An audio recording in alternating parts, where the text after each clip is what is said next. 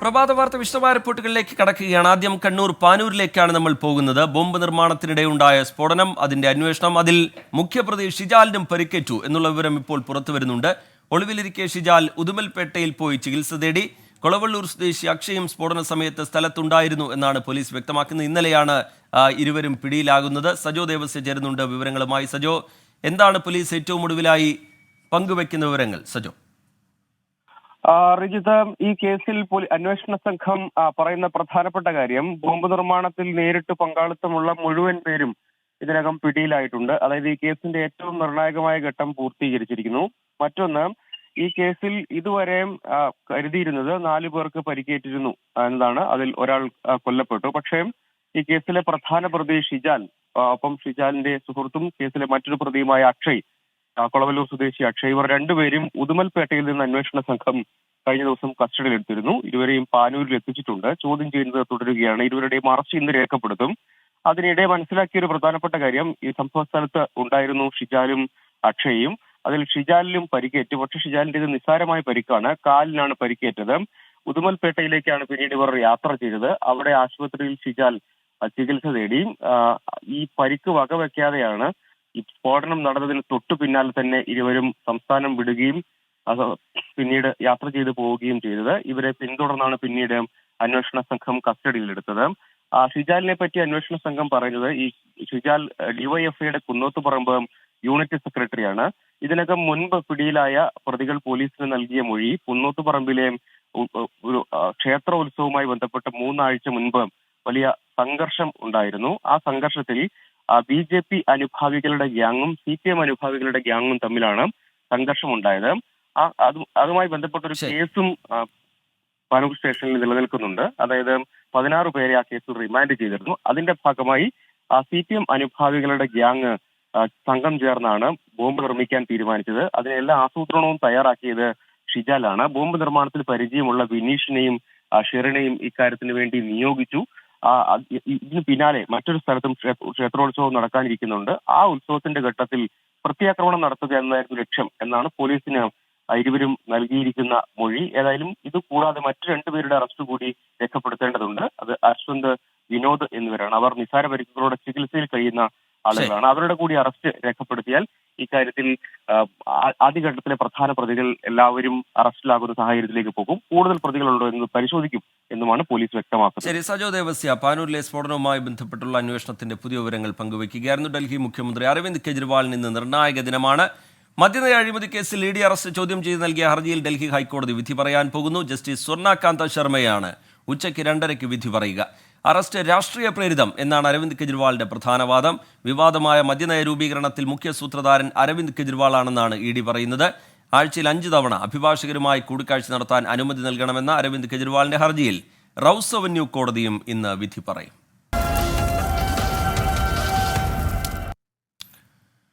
സംസ്ഥാനത്ത് ലോക്സഭാ തെരഞ്ഞെടുപ്പ് ചിത്രം തെളിഞ്ഞതോടെ പ്രചാരണ ആവേശത്തിലാണ് മുന്നണികൾ. 20 മണ്ഡലങ്ങളിലായി 194 സ്ഥാനാർത്ഥികളാണ് മത്സരരംഗത്തുള്ളത്. പ്രചാരണത്തിൽ മുന്നിലെത്തുന്നതിനൊപ്പം തെരഞ്ഞെടുപ്പ് കമ്മീഷന് പരാതി നൽകാനും മുന്നണികൾ തമ്മിൽ മത്സരമാണ്. പരസ്പരം പെരുമാറ്റച്ചട്ടലംഘനം ചൂണ്ടിക്കാട്ടിക്കൊണ്ടാണ് പരാതികൾ ഉയരുന്നത്. തിരുവനന്തപുരത്ത് 3 മുന്നണികളും തെരഞ്ഞെടുപ്പ് കമ്മീഷന് പരാതി നൽകിയിട്ടുണ്ട്. രാജീവ് ചന്ദ്രശേഖർ വോട്ടർമാർക്ക് പണം നൽകി സ്വാധീനിക്കുന്നു എന്ന പരാമർശത്തിലാണ് UDF സ്ഥാനാർത്ഥി ശശി തരൂരിനെതിരെ BJPയുടെ പരാതി. രാജീവ് ചന്ദ്രശേഖർ പരാതി നൽകാൻ കേന്ദ്ര സഹമന്ത്രിയുടെ ലെറ്റർ പാഡ് ഉപയോഗിച്ചതിനെതിരെ UDF മറുപരാതിയും നൽകിയിട്ടുണ്ട്. ദക്ഷിണേന്ത്യ പിടിക്കാനുള്ള നീക്കങ്ങൾ സജീവമാക്കുന്നു BJP. 2 ദിവസത്തെ സന്ദർശനത്തിനായി പ്രധാനമന്ത്രി നരേന്ദ്രമോദി ഇന്ന് ചെന്നൈയിലെത്തും. വൈകിട്ട് 6-ന് ചെന്നൈ പോണ്ടി ബസാറിൽ റോഡ് ഷോയിൽ പങ്കെടുക്കും. ചെന്നൈ സൗത്ത് മണ്ഡലം സ്ഥാനാർത്ഥി തമിഴ്സൈ സൗന്ദരരാജൻ, സെൻട്രൽ മണ്ഡലം സ്ഥാനാർത്ഥി വിനോജ് P. ശെൽവം എന്നിവർക്കായാണ് റോഡ് ഷോ സംഘടിപ്പിക്കുന്നത്. നാളെ രാവിലെ വെല്ലൂരിൽ നടക്കുന്ന പൊതുസമ്മേളനത്തിൽ വെല്ലൂർ മണ്ഡലം സ്ഥാനാർത്ഥി AC ഷൺമുഖം, ധർമ്മപുരി മണ്ഡലം PMK സ്ഥാനാർത്ഥി സൗമ്യ അൻപുമണി എന്നിവർക്കായി പ്രധാനമന്ത്രി വോട്ട് അഭ്യർത്ഥിക്കും. ഉച്ചയ്ക്ക് ശേഷം മെട്ടുപ്പാളയത്ത് നടക്കുന്ന റാലിയിലും പൊതുസമ്മേളനത്തിലും നരേന്ദ്രമോദി പങ്കെടുക്കും. കോയമ്പത്തൂർ സ്ഥാനാർത്ഥിയും BJP സംസ്ഥാന അധ്യക്ഷനുമായ K. അണ്ണാമലെ, കേന്ദ്രമന്ത്രിയും നീലഗിരി മണ്ഡലം സ്ഥാനാർത്ഥിയുമായ L. മുരുകൻ, പൊള്ളാച്ചി സ്ഥാനാർത്ഥി K. വസന്തരാജൻ എന്നിവർക്കായി പ്രധാനമന്ത്രി വോട്ട് അഭ്യർത്ഥിക്കും. തെരഞ്ഞെടുപ്പ് പ്രചാരണത്തിൽ അവമതിപ്പുണ്ടാക്കുന്ന പരാമർശങ്ങൾ ഒഴിവാക്കാൻ നേതാക്കൾക്ക് ബിജെപിയുടെ നിർദ്ദേശം. ഇലക്ട്രൽ ബോണ്ട്, അരവിന്ദ് കെജ്രിവാളിന്റെ അറസ്റ്റ് തുടങ്ങിയ വിഷയങ്ങൾ പ്രചാരണത്തിൽ നിന്ന് ഒഴിവാക്കണം. പ്രതിപക്ഷ നേതാക്കളെ വ്യക്തിപരമായി വിമർശിക്കരുതെന്നും മോദി സർക്കാരിന്റെ വികസന പദ്ധതികളിൽ ഊന്നി പ്രചാരണം നടത്തണം എന്നുമാണ് നിർദ്ദേശം. നിരവധി നേതാക്കളുടെ പരാമർശങ്ങൾ ഇതിനകം തന്നെ വിവാദമായ പശ്ചാത്തലത്തിലാണ് നീക്കം. പ്രധാനമന്ത്രി നരേന്ദ്രമോദി ഇന്ന് ഉത്തർപ്രദേശിലെ പിലിഭിത്തിൽ റാലി നടത്തും. സിറ്റിംഗ് എം പിയായ വരുൺ ഗാന്ധി ഒഴിവാക്കി ജിതിൻ പ്രസാദാക്കാണ് പിലിഭിത്തിൽ ഇത്തവണ മത്സരിക്കുന്നത്. മധ്യപ്രദേശിലെ ബാലാഗഡിലെ പ്രചാരണ റാലിയിലും പ്രധാനമന്ത്രി ഇന്ന് പങ്കെടുക്കും. സംസ്ഥാനത്ത് തെരഞ്ഞെടുപ്പ് പ്രചാരണം ചൂടുപിടിക്കുന്നതിനിടെ ജനമനസ്സറിഞ്ഞ് 24-ന്റെ മെഗാ പ്രീപോൾ സർവേ. രണ്ടാം ദിനം പുറത്തുവിട്ട 4 മണ്ഡലങ്ങളിലെ കണക്കുകളിൽ 3 UDF-നും 1 LDF-നുമാണ് മേൽക്കൈ. ഏറ്റവും കൂടുതൽ സാമ്പിളുകൾ ശാസ്ത്രീയമായി വിലയിരുത്തിയതിന്റെ പിൻബലത്തിലാണ് 24 തെരഞ്ഞെടുപ്പ് സാധ്യതകൾ മുന്നോട്ട് വയ്ക്കുന്നത്. പിടിതരാത്ത 4 ഇഞ്ചോടിഞ്ച് മണ്ഡലങ്ങൾ, 4 ക്രൂഷ്യൽ മണ്ഡലങ്ങൾ, 4 സൂപ്പർ മണ്ഡലങ്ങൾ. വെൽക്കം ടു S24 ഇലക്ഷൻ അഭിപ്രായ survey, second round, second day. Kasaragod, Kozhikode, Pathanamthitta, Kollam Lok Sabha മണ്ഡലങ്ങളിലെ ജനം എങ്ങനെ ചിന്തിക്കുന്നുവെന്നാണ് 24 പ്രീപോൾ സർവേ രണ്ടാം ദിവസം അന്വേഷിച്ചത്. കാസർഗോഡ് മണ്ഡലത്തിൽ കാറ്റ് ഇടത്തോട്ടാണ്. ഇഞ്ചോടിഞ്ചു പോരാട്ടത്തിൽ 41.9% വോട്ട് നേടി LDF സ്ഥാനാർത്ഥി MV ബാലകൃഷ്ണൻ ജയിക്കുമെന്ന് സർവേ. സിറ്റിംഗ് MP-യും UDF സ്ഥാനാർത്ഥിയുമായ രാജ്മോഹൻ ഉണ്ണിത്താൻ 40.3%, NDA സ്ഥാനാർത്ഥി ML അശ്വിനി 16.4% വോട്ട് നേടുമെന്ന് സർവേ പ്രവചിക്കുന്നു. മറ്റുള്ളവർ 1.4% വോട്ട് നേടും. കോഴിക്കോടിന്റെ ഖൽബ് ഇത്തവണയും UDF സ്ഥാനാർത്ഥി MV രാഘവനോടൊപ്പമായിരിക്കും. 44.1% വോട്ട് നേടി MK രാഘവൻ 4ാമതും പാർലമെന്റിലെത്തുമെന്നാണ് സർവേ സൂചിപ്പിക്കുന്നത്. LDF-നു വേണ്ടി എളമരം കരീം 39.5% വോട്ട് നേടും. മുതിർന്ന നേതാവ് MT രമേശിനെ രംഗത്തിറക്കിയെങ്കിലും NDA-ക്ക് ലഭിക്കുക 15.8% വോട്ട് മാത്രമാണെന്ന് പ്രവചനം. ലോക്സഭയിലേക്ക് 4ാം ഊഴം തേടിയിറങ്ങുന്ന ആന്റോ ആന്റണിക്ക് പത്തനംതിട്ടയിൽ മത്സരം കടുക്കും. UDF സ്ഥാനാർത്ഥി ആന്റോ ആന്റണിയും LDF സ്ഥാനാർത്ഥി തോമസ് ഐസക്കും തമ്മിൽ വോട്ടിംഗ് ശതമാനത്തിലെ വ്യത്യാസം 0.9% മാത്രം. ആന്റോ ആന്റണിക്ക് 38.9% വോട്ടും തോമസ് ഐസക്കിന് 38% വോട്ടും ലഭിക്കുമെന്നാണ് സർവേ ഫലം. NDA-ക്ക് വേണ്ടി അനിൽ ആന്റണി 22.5% വോട്ട് നേടും. കൊല്ലം NK പ്രേമചന്ദ്രനെ കൈവിടില്ല. 44.8% വോട്ട് നേടി UDF സ്ഥാനാർത്ഥി ജയമുറപ്പിക്കും. LDF-ന്റെ M മുകേഷ് 41.1% വോട്ട് നേടുമെന്നും പ്രവചനം. NDA-യുടെ G കൃഷ്ണകുമാർ 13.2% വോട്ട് നേടുമെന്നാണ് പ്രീപോൾ സർവേയിൽ പറയുന്നത്. Election desk 24. കേരളത്തിൽ കൂടുതൽ പേർ ഇഷ്ടപ്പെടുന്ന രാഷ്ട്രീയ നേതാവ് ആര്? ഇതാണ് 24 പ്രീപോൾ സർവേ രണ്ടാം ദിനം മുന്നോട്ട് വെച്ച ബിഗ് ക്വസ്റ്റ്യൻ. മുഖ്യമന്ത്രി പിണറായി വിജയനാണ് 44.5% പിന്തുണയോടെ ഒന്നാമത്. മണ്ഡലം തിരിച്ചുള്ള അഭിപ്രായ സർവേക്കൊപ്പമാണ് വോട്ടിനെ സ്വാധീനിക്കുന്ന ഘടകങ്ങൾ തേടിയുള്ള 24 പ്രീപോൾ സർവേയുടെ ബിഗ് ക്വസ്റ്റ്യൻ. കേരളത്തിൽ നിങ്ങൾ ഇഷ്ടപ്പെടുന്ന രാഷ്ട്രീയ നേതാവ് ആര്? 24 മുന്നോട്ട് വെച്ചത് 6 പേരുകൾ. സർവേയിൽ പങ്കെടുത്ത 44.5% തെരഞ്ഞെടുത്തത് മുഖ്യമന്ത്രി പിണറായി വിജയനെ. മുഖ്യമന്ത്രിയെ നേർക്കുനേർ വിമർശിക്കുന്ന പ്രതിപക്ഷ നേതാവ് VD സതീശന് 24.6% പേരുടെ പിന്തുണ. അതിൽ Pinarayi Vijayan, VD Satheesan, Ramesh Chennithala, Surendran, V Muraleedharan, MV Govindan. Here comes the result. Pinarayi Vijayan 44.5% ആളുകൾ പിണറായി വിജയൻ ഇഷ്ടപ്പെടുന്ന പോപ്പുലർ നേതാവായി കരുതുന്നു. അത്ഭുതമില്ല, നമ്മൾ കണ്ടതാണത്. ഓരോ മണ്ഡലത്തിൽ നോക്കുമ്പോൾ പിണറായി വിജയൻ തന്നെയാണ് റേറ്റിംഗ് കൂടുതൽ. 3ാം സ്ഥാനത്ത് മുൻ പ്രതിപക്ഷ നേതാവ് രമേശ് ചെന്നിത്തല, 17.6% പേരുടെ പിന്തുണ. BJP സംസ്ഥാന അധ്യക്ഷൻ K സുരേന്ദ്രനാണ് 4ാം സ്ഥാനത്ത്. 8.4% പേർ K സുരേന്ദ്രനെ പിന്തുണച്ചു. കഴിഞ്ഞ സർവേകളിൽ എമർജ് ചെയ്ത് വന്നിരുന്നത് VD സതീശനും K സുധാകരനുമായിരുന്നു. ഇത്തവണത്തെ സർവേയിൽ സുധാകരൻ മാറി രമേശ് ചെന്നിത്തല ജനകീയ നേതാക്കളുടെ ഇടയിലേക്ക് കയറി വന്നിരിക്കുന്നത്. 3% പേർ പിന്തുണച്ച വി മുരളീധരനാണ് പട്ടികയിൽ 5ാം സ്ഥാനം. CPIM സംസ്ഥാന സെക്രട്ടറി MV ഗോവിന്ദനെ 1.9% പേർ അനുകൂലിച്ചു. വരും ദിവസങ്ങളിലും 24 മെഗാ പ്രീപോൾ സർവേക്കൊപ്പം പ്രധാന വിഷയങ്ങളിൽ വോട്ടേഴ്സിന്റെ മനസ്സറിയാം. Election desk 24. 24-ന്റെ തെരഞ്ഞെടുപ്പ് സംവാദ പരിപാടി ഇവിടെ രാഷ്ട്രീയം പറയാം ഇന്ന് ഇടുക്കി പാർലമെന്റ് മണ്ഡലത്തിലാണ് എത്തുന്നത്. അടിമാലി ബസ് സ്റ്റാൻഡിന് സമീപം ഹിൽഫോർട്ട് ജംഗ്ഷനിൽ വൈകിട്ട് 4 മണി മുതൽ 5 മണി വരെയാണ് പരിപാടി നടക്കുക. വേണു ബാലകൃഷ്ണനാണ് ഈ സംവാദം നയിക്കാൻ പോകുന്നത്. പൊതുജനങ്ങൾക്കും ഈ പരിപാടിയിൽ പങ്കെടുക്കാം. പ്രധാനമന്ത്രി നരേന്ദ്രമോദിയുടെ തൃശൂർ സന്ദർശനത്തെ വിമർശിച്ച MV ഗോവിന്ദന് മറുപടിയുമായി K സുരേന്ദ്രൻ. മോദിയുടെ വരവിൽ വേവലാതിയുള്ളവർക്ക് സീതാറാം യെച്ചൂരിയെയും കൊണ്ടുവരാം. ജനം ആര് പറയുന്നത് കേൾക്കുമെന്ന് നോക്കാമെന്ന് വെല്ലുവിളി. അഴിമതി കേസിൽ നിന്ന് രക്ഷപ്പെടാനാണ് കേന്ദ്ര ഏജൻസികളെ കുറ്റം പറയുന്നതെന്നും BJP സംസ്ഥാന അധ്യക്ഷൻ വിമർശിച്ചു.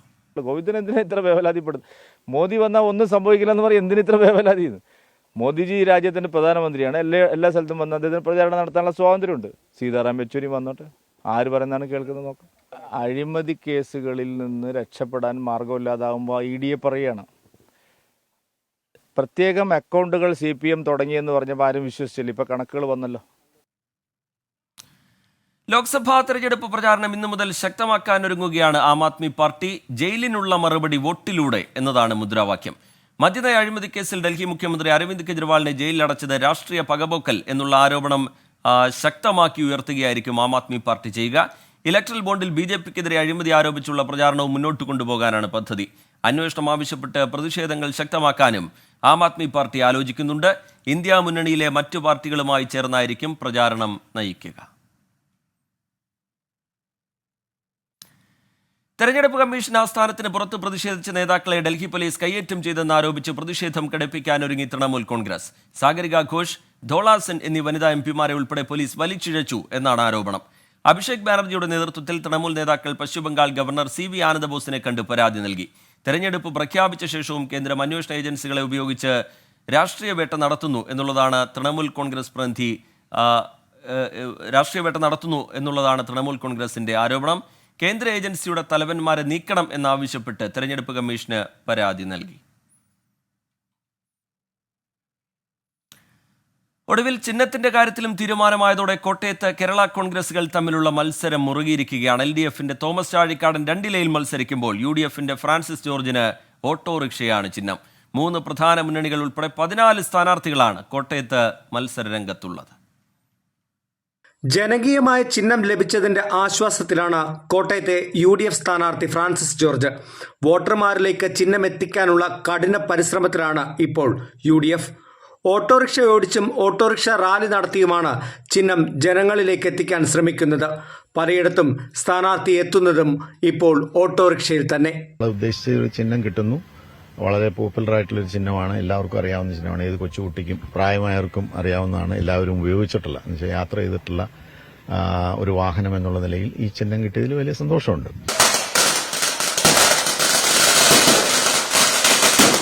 ചിഹ്നം ആദ്യമേ ഉണ്ടായിരുന്നതിനാൽ LDF സ്ഥാനാർത്ഥിക്ക് ആശങ്കകളില്ലായിരുന്നു. പ്രചാരണത്തിന്റെ ഭൂരിഭാഗവും ചിഹ്നം ഉയർത്തിക്കാട്ടി തന്നെയായിരുന്നു. ഇതിനോടകം ചിഹ്നം വോട്ടർമാരുടെ മനസ്സുകളിലേക്ക് എത്തിക്കാനായി എന്നാണ് LDF വിലയിരുത്തൽ. ഇത് 8ാമത്തെ തെരഞ്ഞെടുപ്പാണ്. ഈ 8ാമത്തെ തെരഞ്ഞെടുപ്പിലും 1ാം തെരഞ്ഞെടുപ്പ് മുതൽ 8ാം തെരഞ്ഞെടുപ്പ് വരെ ഞാൻ ഒരേ ഒരു ചിഹ്നമാണ് ഉപയോഗിച്ചിട്ടുള്ളത്. അത് 2 അതെന്റെ ജീവിതത്തിലെ വളരെ ആത്മവിശ്വാസം നൽകുന്ന, പ്രതീക്ഷ നൽകുന്ന ഒരു ചിഹ്നമാണ്.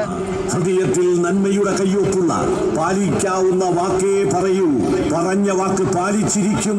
കുടം ചിഹ്നം തന്നെയാണ് NDA സ്ഥാനാർത്ഥിക്ക് ഇത്തവണ ലഭിച്ചിരിക്കുന്നത്. നേരത്തെ ചിഹ്നം ലഭിച്ചതിനാൽ മറ്റാശങ്കകൾ തുഷാർ വെള്ളാപ്പള്ളിക്കുമില്ലായിരുന്നു. ഇതിനോടകം പ്രചരണ രംഗത്ത് സജീവമായി ചിഹ്നം ഉയർത്തിക്കാട്ടാനും NDAക്ക് സാധിച്ചു. ചിഹ്നം കൂടി ലഭിച്ചതോടെ സ്ഥാനാർത്ഥികൾ വാശിയേറിയ പോരാട്ടത്തിലേക്ക് കടന്നിരിക്കുകയാണ്. ഓരോ മുക്കിനും മൂലയിലും ഓടിയെത്തി ആളുകളുടെ വോട്ടുറപ്പിക്കുകയാണ് ഓരോ സ്ഥാനാർത്ഥികളും. കോട്ടയത്ത് നിന്ന് ഷിബിൻ ബഷീറിനൊപ്പം ടോബി ജോൺസൺ, 24. കാലാവസ്ഥയുമായി ബന്ധപ്പെട്ടുള്ള വിവരങ്ങൾ എന്താണ് എന്നറിയാൻ പ്രേക്ഷകർക്ക് കൗതുകമുണ്ടാകും. സംസ്ഥാനത്ത് 12 ജില്ലകളിൽ ഉയർന്ന താപനില മുന്നറിയിപ്പ് ഇന്നുണ്ട്. സാധാരണയേക്കാൾ 2 മുതൽ 4 ഡിഗ്രി സെൽഷ്യസ് വരെ ചൂട് കൂടാനാണ് സാധ്യത. പാലക്കാട് ചുട്ടുപൊള്ളുകയാണ്. ജില്ലയിൽ 41 ഡിഗ്രി സെൽഷ്യസ് വരെ താപനില വർദ്ധിക്കാൻ സാധ്യതയുണ്ട് എന്നാണ് മുന്നറിയിപ്പ്. തുടർച്ചയായി 5 ദിവസം പാലക്കാട് 40 ഡിഗ്രിക്ക് മുകളിലാണ് ചൂട് രേഖപ്പെടുത്തിയത്. തെക്കൻ കേരളത്തിലെയും മധ്യകേരളത്തിലെയും മലയോര മേഖലയിൽ ഇടിമിന്നലോട് കൂടിയ വേനൽ മഴയ്ക്ക് സാധ്യതയുണ്ട് എന്നും കാലാവസ്ഥാ നിരീക്ഷണ കേന്ദ്രം അറിയിക്കുന്നു. കള്ളക്കടൽ പ്രതിഭാസത്തിന്റെ ഭാഗമായി കേരള തീരത്ത് കടലാക്രമണത്തിന് സാധ്യതയെന്ന് ദേശീയ സമുദ്രസ്ഥിതി പഠന ഗവേഷണ കേന്ദ്രവും അറിയിച്ചു.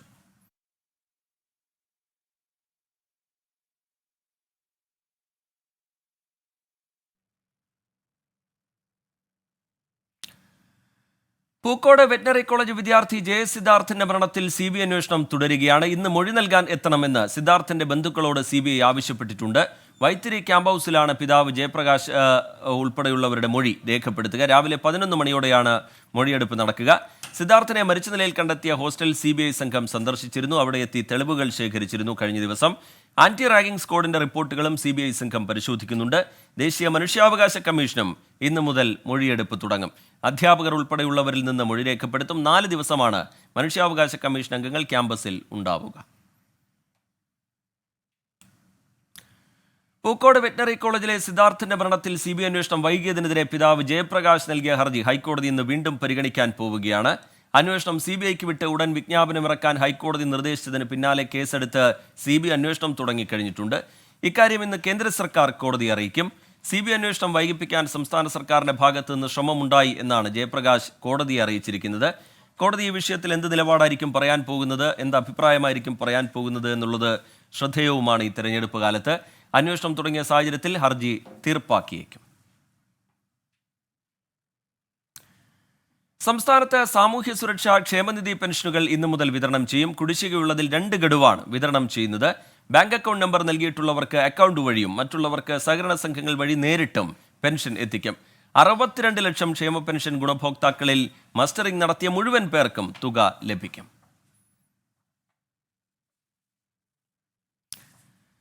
മസാല ബോണ്ട് കേസിൽ ED സമൻസിനെതിരായ ഡോക്ടർ TM തോമസ് ഐസക്കിന്റെയും കിഫ്ബിയുടെയും ഹർജികൾ ഹൈക്കോടതി ഇന്ന് വീണ്ടും പരിഗണിക്കും. തോമസ് ഐസക്കിനെ ചോദ്യം ചെയ്യേണ്ടതിന്റെ ആവശ്യകത ബോധ്യപ്പെടുത്താൻ EDയോട് കോടതി നിർദ്ദേശിച്ചിരുന്നു. ED ഇന്ന് വിശദീകരണം നൽകിയേക്കും. ചെറിയ പെരുന്നാളിനുള്ള ഒരുക്കത്തിലാണ് ഇസ്ലാം മത വിശ്വാസികൾ. പെരുന്നാളിന് പിന്നാലെ വിഷുവും അടുത്തതോടെ വിപണിയും സജീവമായി.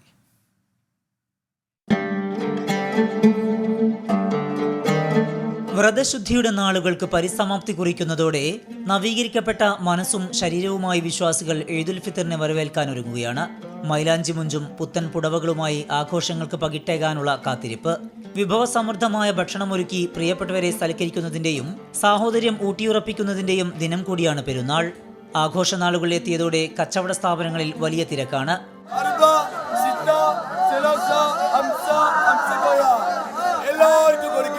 വസ്ത്രവിപണിക്കൊപ്പം സുഗന്ധവസ്തുക്കൾ, ഫാൻസി, ചെരുപ്പ്, പലചരക്ക് കടകൾ എന്നിവിടങ്ങളിലും തിരക്ക് വർദ്ധിച്ചിട്ടുണ്ട്. വഴിയോര കച്ചവടവും സജീവം. കടുത്ത ചൂടായതിനാൽ വൈകിട്ടും രാത്രിയിലുമാണ് കച്ചവടം പൊടിപൊടിക്കുന്നത്. ഫാമിലീസിന് വേണ്ടിയിട്ടാണ് കൂടുതൽ എടുക്കുന്നത്. ഞങ്ങൾക്കായിട്ട് എടുത്തിട്ടില്ല, ഫാമിലിക്ക് വേണ്ടിയിട്ട് എടുത്തുകൊണ്ടിരിക്കുന്നത്. ആഘോഷ ദിനത്തിൽ ആരും പട്ടിണി കിടക്കരുത് എന്ന സന്ദേശവുമായി ഫിത്ർ സക്കാത്ത് നൽകുന്ന ചടങ്ങും പെരുന്നാൾ രാവിന്റെ പ്രത്യേകതയാണ്. ഇന്ന് ശവ്വാൽ പിറവി ദൃശ്യമായാൽ നാളെയായിരിക്കും പെരുന്നാൾ, അല്ലെങ്കിൽ റമദാൻ 30 പൂർത്തിയാക്കി വ്യാഴാഴ്ചയായിരിക്കും. ഈദുൽ ഫിത്തറിനെ വരവേൽക്കാനുള്ള ഒരുക്കങ്ങളാണെങ്കും. വിപുലമായ ഈദ്ഗാഹിനുള്ള സജ്ജീകരണങ്ങളും തകൃതി. കോഴിക്കോട് നിന്ന് ക്യാമറമാൻ സോനുവിനൊപ്പം സമീർ സി മുഹമ്മദ്, 24. ഇടുക്കി രൂപതയ്ക്ക് പിന്നാലെ വിവാദ ചിത്രം ദ കേരള സ്റ്റോറി പ്രദർശിപ്പിച്ച് താമരശ്ശേരി രൂപതയും. രൂപതയ്ക്ക് കീഴിലുള്ള ഇടവകകളിലെ കുടുംബ കൂട്ടായ്മകളിലാണ് ചിത്രം പ്രദർശിപ്പിച്ചത്. സമീർ സി മുഹമ്മദ് ചേരുന്നുണ്ട് വിവരങ്ങളുമായി കോഴിക്കോട്ട് നിന്ന്. സമീർ, വിവാദ സിനിമയെ ഭരണപക്ഷവും പ്രതിപക്ഷവും ഒരുപോലെ എതിർക്കുന്ന പശ്ചാത്തലം നമുക്ക് മുമ്പിലുണ്ട്. അതിനിടയിൽ ഇടുക്കി രൂപതയ്ക്ക് പിന്നാലെ താമരശ്ശേരി രൂപതയും ചിത്രം പ്രദർശിപ്പിക്കുന്നു. രൂപതാ നേതൃത്വത്തിന്റെ ഇതുമായി ബന്ധപ്പെട്ടുള്ള വിശദീകരണം എങ്ങനെയാണ് സമീർ? ഇടുക്കി രൂപതയ്ക്ക് പിറകെ താമരശ്ശേരി രൂപതയും ഈ ചിത്രം പ്രദർശിപ്പിച്ചിരിക്കുന്നു. വിവാദ ചിത്രമായ ദി കേരള സ്റ്റോറി എന്ന സിനിമയാണ് വിവിധയിടങ്ങളിൽ പ്രദർശിപ്പിച്ചത്. ഇതുമായി ബന്ധപ്പെട്ട് രൂപതയ്ക്ക് കീഴിലുള്ള ഇടവകളിലെ കുടുംബ കൂട്ടായ്മകളിലാണ് ചിത്രം പ്രദർശിപ്പിച്ചത്. ഈ ചിത്രത്തിന്റെ ലിങ്ക് വാട്സ്ആപ്പ് ഗ്രൂപ്പുകളിൽ പരമാവധി ഷെയർ ചെയ്യണമെന്നും പരമാവധി കാണണം എന്നുമായിരുന്നു നിർദ്ദേശം. അതിന്റെ അടിസ്ഥാനത്തിലാണ് വിവിധയിടങ്ങളിൽ പ്രദർശനം നടത്തിയിട്ടുള്ളത്.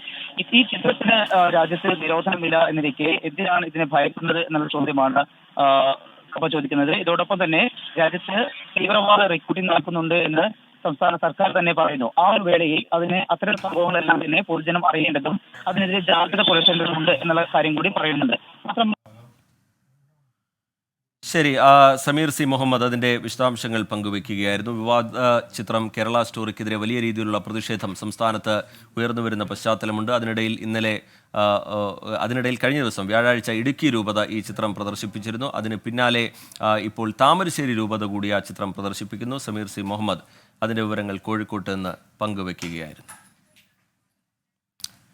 നോക്കാം ഇനി ഇപ്പോൾ കിട്ടിയ ചില പ്രധാന വാർത്തകൾ.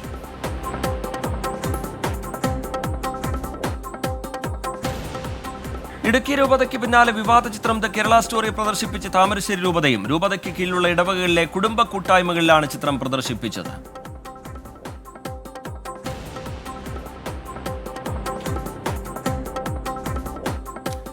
കേരളത്തിൽ നിന്ന് കുവൈത്തിലേക്ക് നഴ്സിംഗ് റിക്രൂട്ട്മെന്റിന്റെ മറവിൽ വൻ തട്ടിപ്പ്. യുവതികളെ കൊണ്ടുപോകുന്നത് സെക്സ് വർക്കിനെന്ന് ഇര 24-നോട്. കൊച്ചി, കോഴിക്കോട്, തൃശൂർ സ്വദേശികളായ 3 സംഘമാണ് തട്ടിപ്പിന് പിന്നിൽ.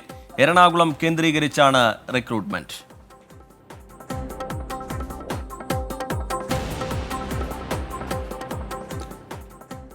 കേസുകളിൽ ഉത്തരവുകൾ വൈകുന്നതിൽ കർശന നടപടിക്കൊരുങ്ങി സുപ്രീം കോടതി. വാദം പൂർത്തിയായി 3 മാസം കഴിഞ്ഞിട്ടും വിധി പറയാത്ത കേസുകൾ സംബന്ധിച്ച വിവരങ്ങൾ തേടി ചീഫ് ജസ്റ്റിസ്. കണക്ക് നൽകാൻ ഹൈക്കോടതി ചീഫ് ജസ്റ്റിസുമാർക്കും നിർദ്ദേശം.